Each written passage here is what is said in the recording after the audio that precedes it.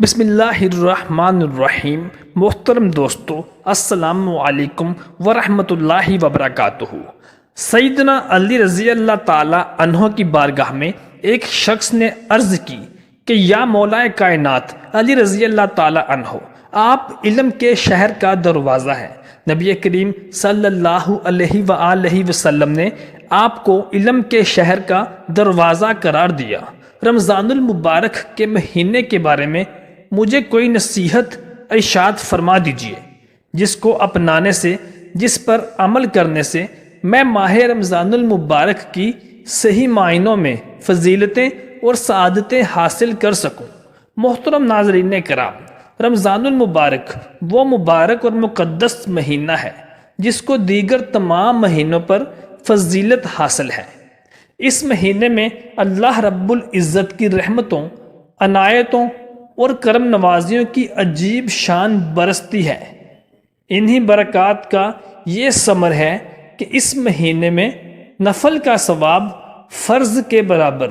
اور ایک فرض کا ثواب 70 فرائض کی ادائیگی کے ثواب کے برابر کر دیا جاتا ہے۔ محترم دوستو، اگر آپ چاہتے ہیں کہ پورا سال آپ پر اللہ تبارک و تعالیٰ کا فضل و کرم اور اس کا خاص فضل رہے، تو رمضان المبارک کا چاند دیکھ کر قرآن مجید کی ایک سورت ضرور پڑھیں۔ سیدنا علی رضی اللہ تعالیٰ عنہ کرم اللہ وجہ الکریم ارشاد فرماتے ہیں کہ جو شخص رمضان المبارک کا چاند دیکھتے ہی قرآن مجید کی ایک چھوٹی سی یہ والی سورت پڑھ لیتا ہے تو اللہ سبحانہ و تعالیٰ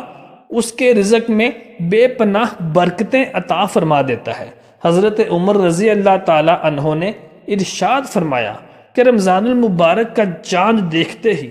جو ایک بار درود شریف پڑھتا ہے تو اس کے رمضان المبارک کی تمام عبادتوں اور ریاضتیں درود شریف سے شروع ہو جاتی ہیں، اور پھر جب شوال کا چاند دیکھ کر بھی وہ درود شریف پڑھے گا تو اس کے رمضان المبارک کی تمام عبادتوں کی آخر بھی درود شریف سے ہوگی،